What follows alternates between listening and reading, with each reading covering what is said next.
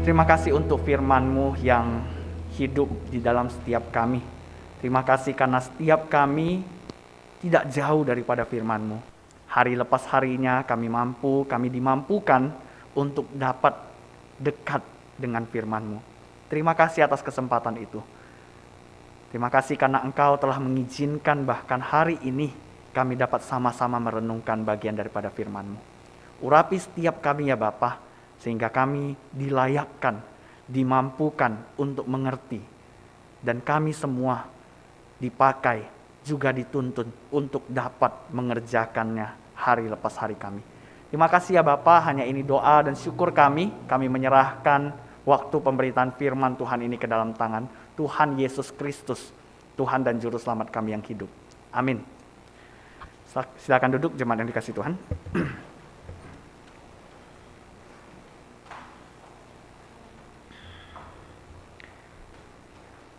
Selamat pagi jemaat yang dikasihi Tuhan. Selamat pagi. Ya, kita bersyukur hari ini kita dapat bersama-sama datang beribadah, dan kita juga bersyukur hari ini fasilitas internet lumayan bagus sehingga saudara-saudara jemaat yang dikasihi yang ada di rumah dapat mengikuti ibadah dengan baik. Mari kita sama-sama melihat sejenak perjalanan kita selama 1 bulan ini. Bapak Ibu yang dikasihi oleh Tuhan, kita tahu bahwa 1 bulan ini atau bahkan lebih kita sudah menjalani satu program bersama di dalam KTB, kelompok tumbuh bersama. Tidak terasa 1 bulan sudah kita lewati, dan tidak terasa kita sudah melalui 1 bab pembelajaran, menyelesaikan 1 bab pembelajaran, yaitu dengan tema hidup baru. Ya, jangan lupa ya, baru 1 tema sudah lupa ya, gawat nanti kita. Kita baru menyelesaikan 1 tema, yaitu hidup baru. Dan kita bersyukur melaluinya kita dapat pengetahuan yang baru, dan mungkin beberapa dari kita yang sudah tahu disegarkan kembali, sehingga kita dapat bersama-sama menjalani kehidupan kita di dalam Tuhan. Mari kita sama-sama melihat 1 bagian firman Tuhan sejenak yang bertemakan juga tentang hidup baru ini, untuk melihat 1 bagian yang tidak dibahas oleh buku yang kita sama-sama pelajari. Mari kita buka sama-sama surat Paulus kepada Filemon, pasal 1, hanya 1 pasal, ayat yang ke-17 hingga yang 18. Filemon 17-18. Surat Filemon 17-18. Jarang dibuka jadi gak tahu ya di mana Filemon ya. Iya. Di belakang. Oke, surat Paulus kepada Filemon. Filemon 17:18. Singkatannya kalau di Alkitab itu FLM. Dapat? Filemon 17:18. Oke. Saya akan bacakan untuk kita semua. Kalau engkau menganggap aku temanmu seiman, terimalah dia seperti aku sendiri.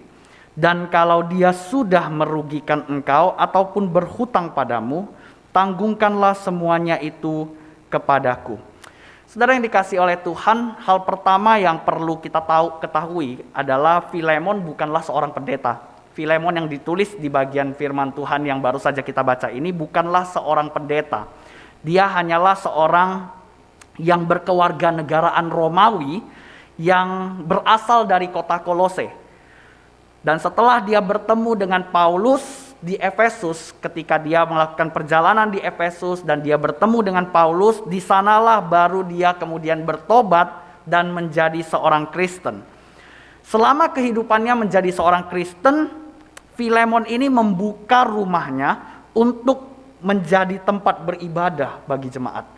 Bapak Ibu, kita tahu bersama kalau pada masa itu gereja mula-mula itu tidak memiliki bangunan ibadah seperti kita hari ini. Kita tidak berkumpul di satu tempat di gereja, di gedung gereja, tapi mereka berkumpul di rumah-rumah. Rumah mana yang dibuka untuk dipakai beribadah, di sanalah mereka berkumpul dan beribadah. Dan Filemon adalah salah seorang yang membuka rumahnya untuk dapat dipakai oleh jemaat beribadah. Nah, sekali lagi karena kita tahu bahwa Filemon ini berkewargaan negaraan Romawi, maka wajar saja saat itu dia memiliki beberapa budak. Wajar saja kalau dia memiliki beberapa pesuruh di rumahnya. Dan kalau kita melihat budak, kalau kita mengetahui konteks pada masa itu, budak pada masa itu tidak berharga. Orang yang menjadi budak itu tidaklah berharga. Orang yang menjadi budak itu tidak lebih baik daripada properti ataupun hewan. Seseorang yang kemudian dijadikan budak itu sama saja dengan barang-barang yang ada di rumah, yang habis pakai kita bisa buang, atau sama dengan hewan yang kapanpun mau kita bunuh, dapat kita bunuh. Karena itu hidup dari seorang budak itu adalah milik tuannya sepenuhnya. Maka dia, seorang tuan, Filemon ini boleh melakukan apapun kepada budaknya. Dia bahkan boleh membunuh budaknya pada masa itu. Dan adat istiadat pada masa itu, membunuh budak itu bukanlah suatu hal yang dosa, enggak. Nah, setelah kita paham bahwa konteks hidup pada masa itu begitu keras terhadap budak, sekarang kita melihat masalah yang sedang dihadapi oleh tulisan ini. Yang pertama kita dapat melihat bahwa ada satu orang yang namanya Onesimus.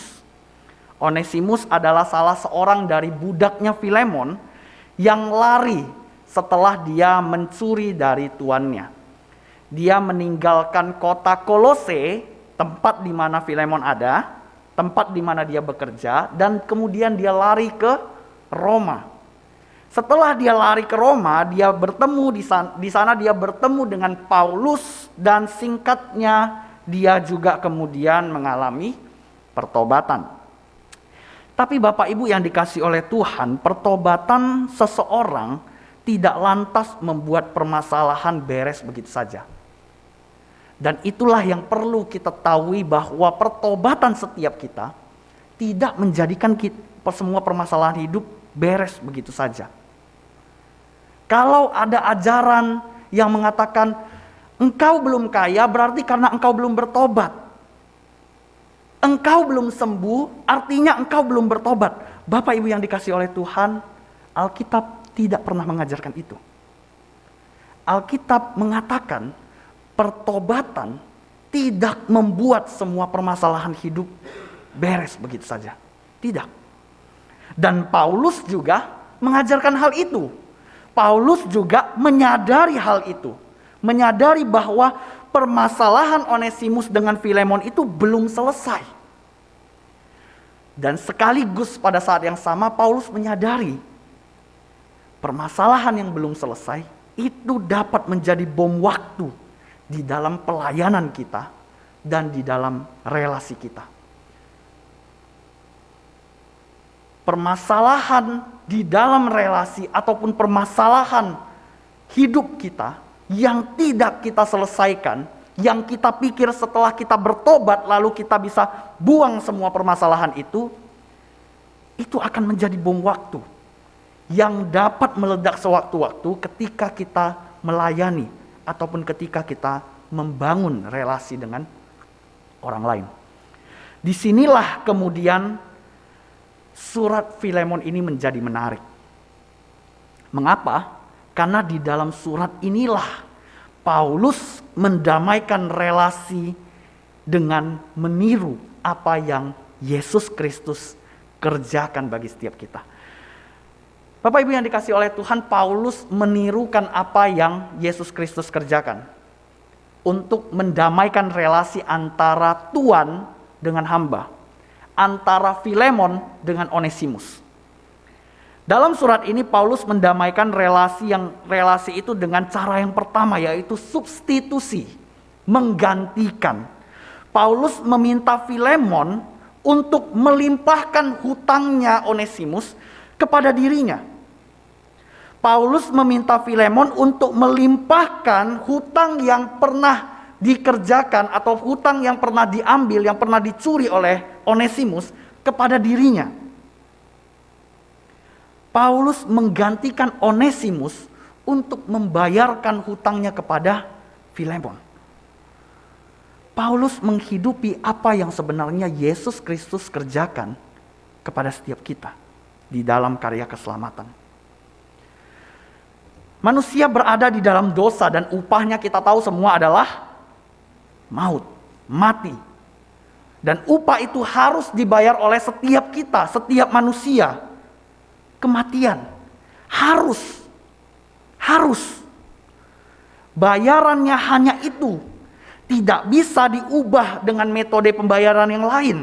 Kalau mungkin kita biasa belanja online, kita biasa untuk nyicil, kita ganti metode pembayaran itu bisa.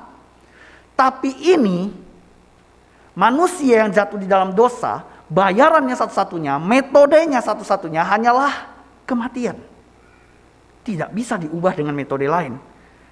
Tidak bisa pula dicicil dengan cara berbuat baik atau amal. Gak bisa.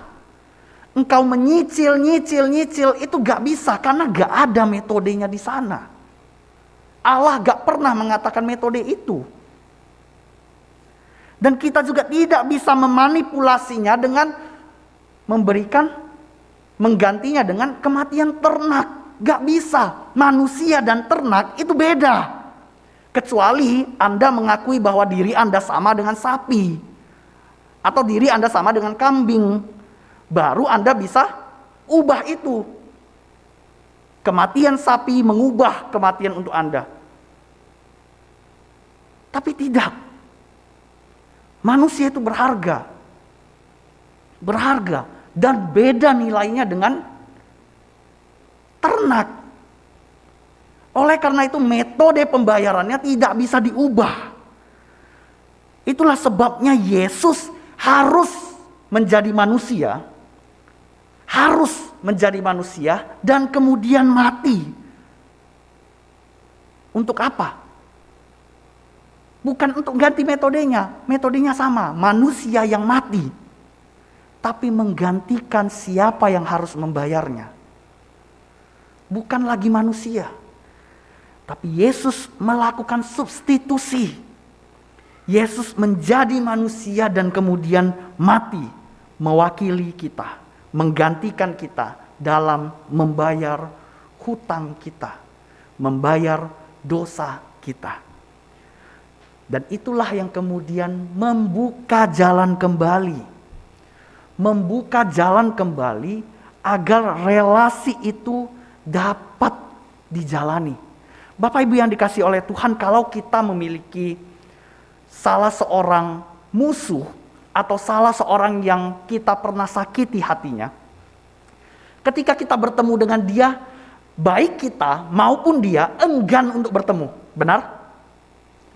Ketika Anda memiliki permasalahan dengan orang lain, Anda berusaha untuk menghindarinya, bukan? Tidak mungkin akan terbangun kembali relasi kalau hutangnya itu tidak dibereskan.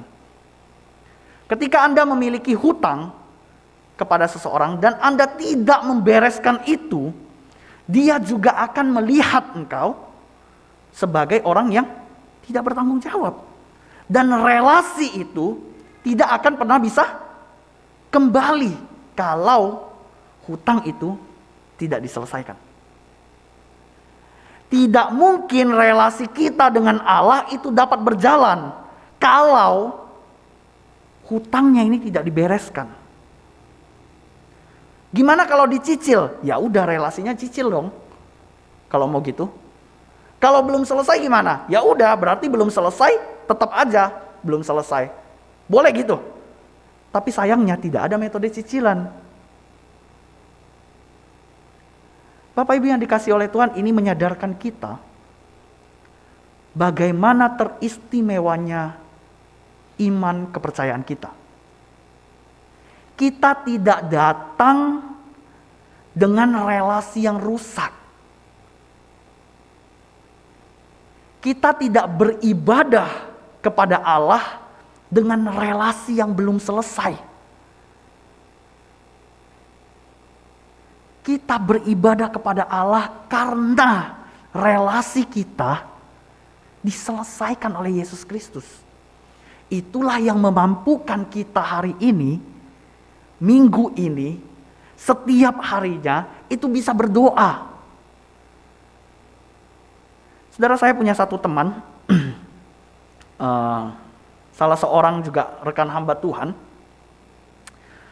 Waktu masih muda, waktu masih di STT dia sering bercanda. Ada satu orang yang cukup nakal, suka memanipulasi di dalam STT, di lingkungan STT, dan dia suka berbohong, dia suka nyuri uang.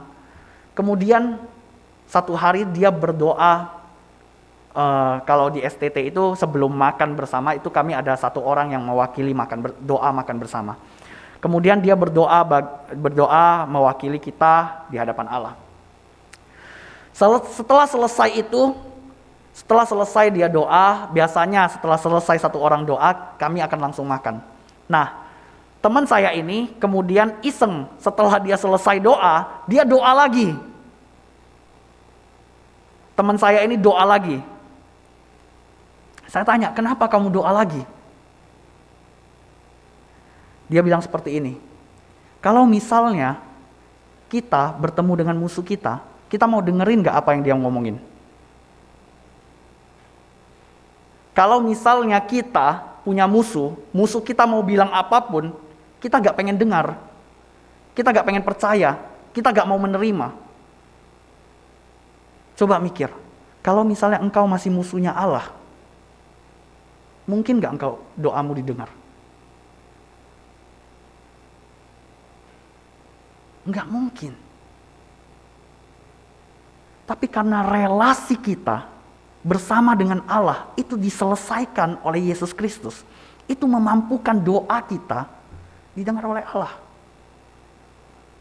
Itu membuat relasi kita dengan Allah diselesaikan. Lantas apakah begitu saja lalu selesai? Saudara yang dikasihi Tuhan, tidak. Setelah melakukan substitusi, Paulus juga melakukan hal kedua yang Yesus Kristus lakukan, yaitu imputasi. Paulus meminta Filemon untuk menerima Onesimus sebagaimana Filemon menerima Paulus. Paulus meminta supaya Filemon menghargai Onesimus sebagaimana dia menghargai Paulus. Onesimus adalah budak bagi Filemon. Kalau relasinya selesai, seharusnya dia tetap menganggap sebagai budak. Benar? Tapi tidak. Paulus mengatakan, engkau harus melihat Filemon, engkau harus melihat Onesimus sebagai saudara. Sebagaimana engkau melihat aku sebagai saudaramu. Paulus melakukan apa yang Yesus Kristus kerjakan. Yesus Kristus bukan hanya menyucikan setiap kita, tapi juga mengimputasikan kebenarannya kepada setiap kita. Sehingga status kita yang tadinya adalah orang berdosa, kemudian disucikan menjadi mantan orang berdosa. Tapi ketika Yesus Kristus ada di dalam kita dan mengimputasikan kebenarannya, maka status kita menjadi anak-anak Allah. Status kita diadopsi untuk menjadi apa? Keluarganya Allah. Itulah yang juga digambarkan oleh Paulus di dalam suratnya Roma, pasalnya yang kelima, ayat yang ke-15 hingga yang ke-19.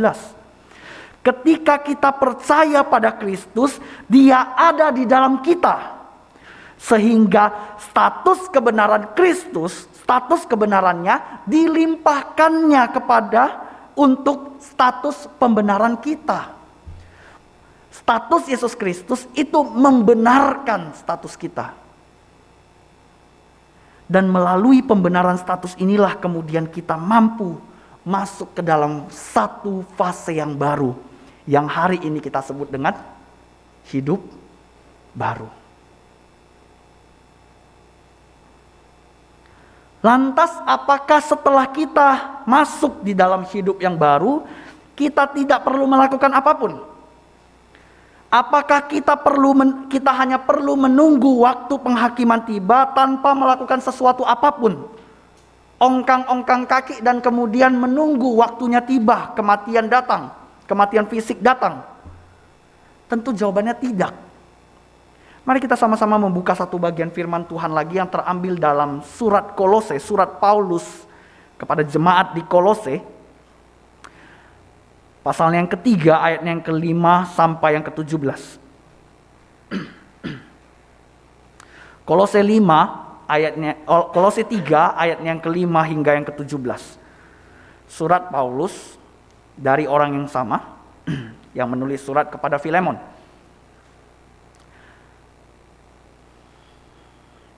Saya akan membacakan ayatnya yang ke-8 sampai yang ke-10.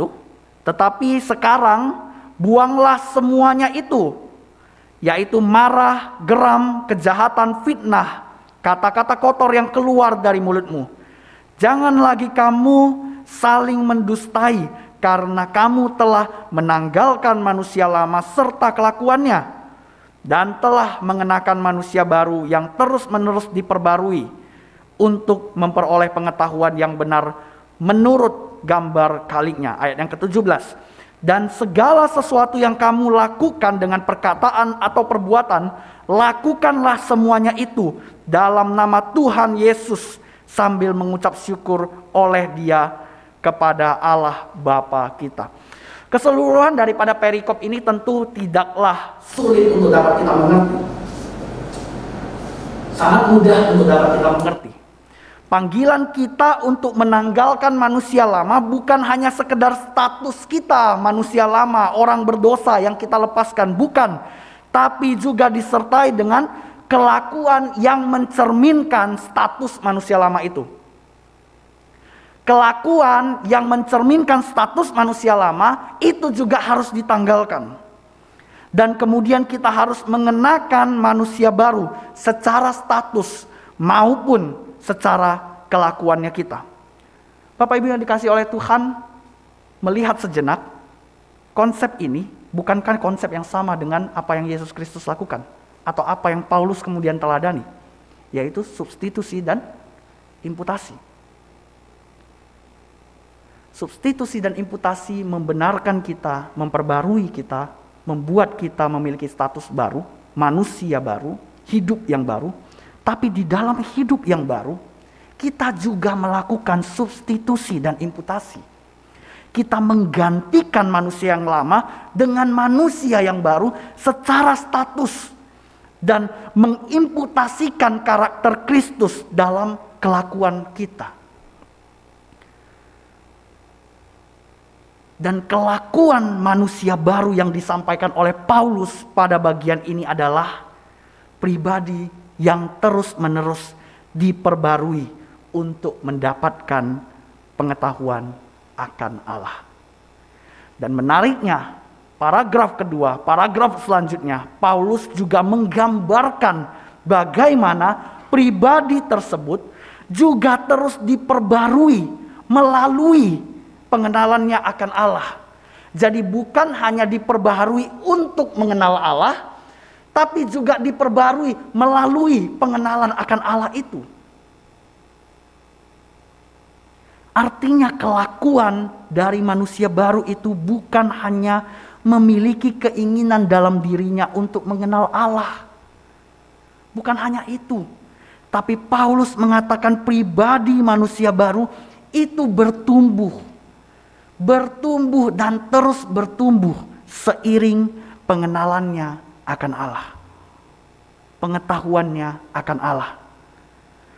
Maka manusia baru bukan hanya mereka yang memiliki keinginan untuk beribadah setiap minggunya, bukan hanya orang yang rajin saat teduh, bukan hanya orang yang rajin melayani atau ikut KTB, tapi juga bertumbuh melalui ibadahnya, bertumbuh di dalam khotbah, bertumbuh melalui saat teduhnya secara pribadi dengan Allah, bertumbuh dalam KTB yang diikutinya.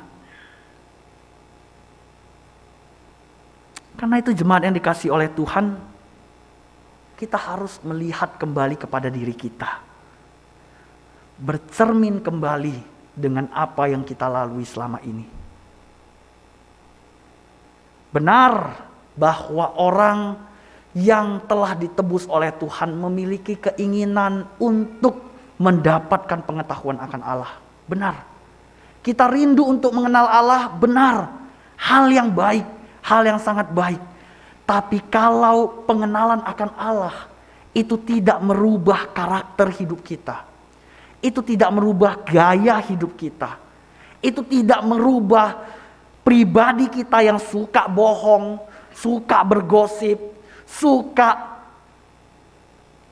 suka menggangui orang, suka menggibahin orang,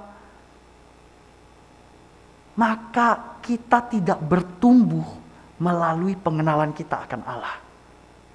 Kita hanya ingin mengenal Allah, tapi kita tidak bertumbuh melalui keinginan itu.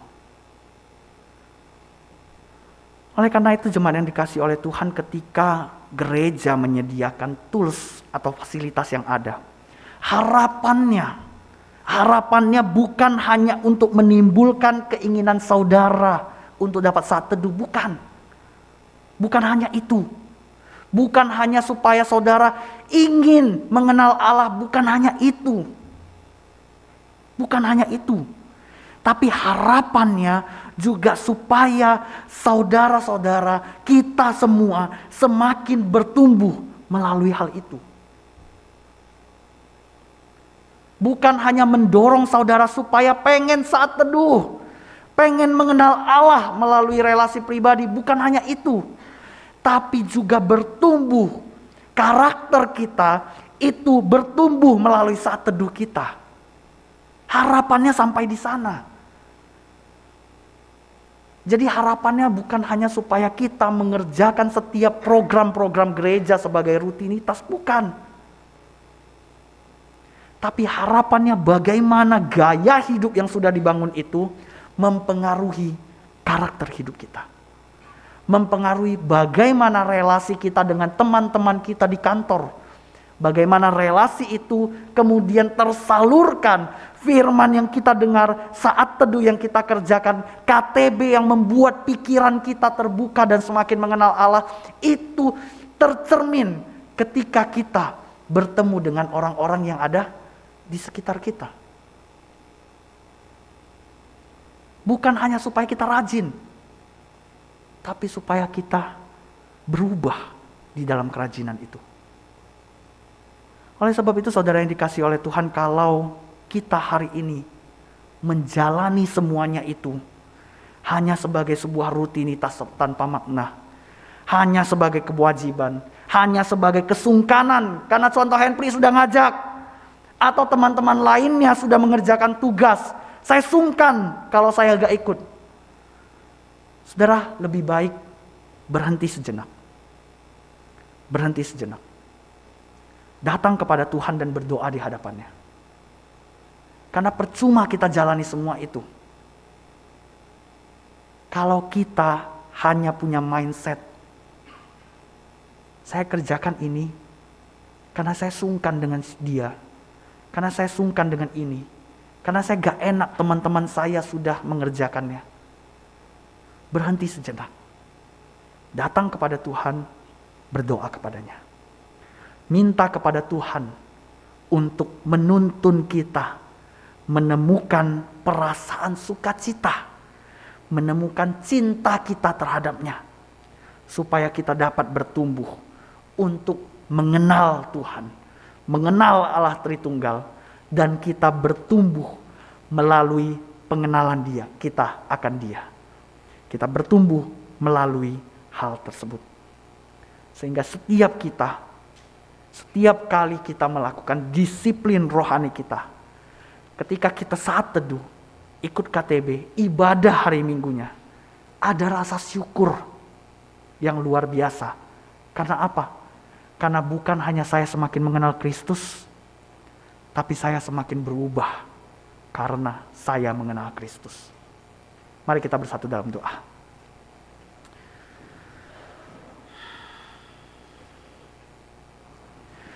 Bapa yang kami kasihi di dalam Yesus Kristus, kami bersyukur karena Engkau Tuhan yang begitu baik dalam setiap diri kami. Terima kasih karena Engkau menggantikan kami di dalam apa yang harus kami bayar. Terima kasih karena Engkau memulihkan kembali status kami, sehingga kami dapat kembali menjalani hidup sebagaimana tujuan Allah Tritunggal menciptakan setiap kami. Kami bersyukur atas hal tersebut. Kami bersyukur juga bagaimana Engkau melalui hamba-Mu Paulus itu mencerminkan apa yang Engkau lakukan, sehingga kami semua dapat mengerti apa yang Yesus Kristus kerjakan di dalam setiap hati kami, di dalam setiap pribadi kami. Memungkinkan kami untuk kembali memiliki hidup yang baru, berjalan kembali di jalannya Engkau. Terima kasih, terima kasih. Terima kasih untuk firman-Mu yang juga sekali lagi mengingatkan kami bahwa perjalanan kami belum selesai. Proses kami belum selesai. Kami masih harus mengubah kelakuan kami, mengubah karakter kami, mengubah kebiasaan hidup kami yang lama menjadi yang baru, menjadi seseorang yang mencerminkan karakter Kristus di dalam hidupnya. Tuhan, kami tahu ini tidak mudah.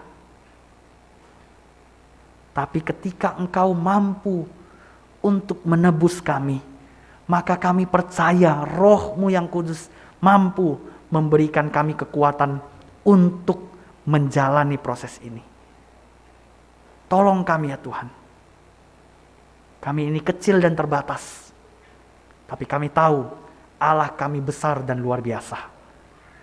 Maka kami percaya Engkau sendiri yang akan memimpin setiap umat-Mu, memimpin domba-domba-Mu, domba-domba yang sejati, untuk dapat kembali kepadamu, untuk dapat hidup sebagaimana Engkau hidup. Pimpin setiap kami, urapi setiap kami dalam menjalani hidup kami yang baru ini. Terima kasih ya Bapa, ini doa kami, syukur kami, permohonan kami atas pimpinan dan tuntunan-Mu, dan kami serahkan semuanya ini hanya ke dalam tangan Tuhan Yesus Kristus, Juru Selamat kami yang hidup. Kami berdoa. Amin.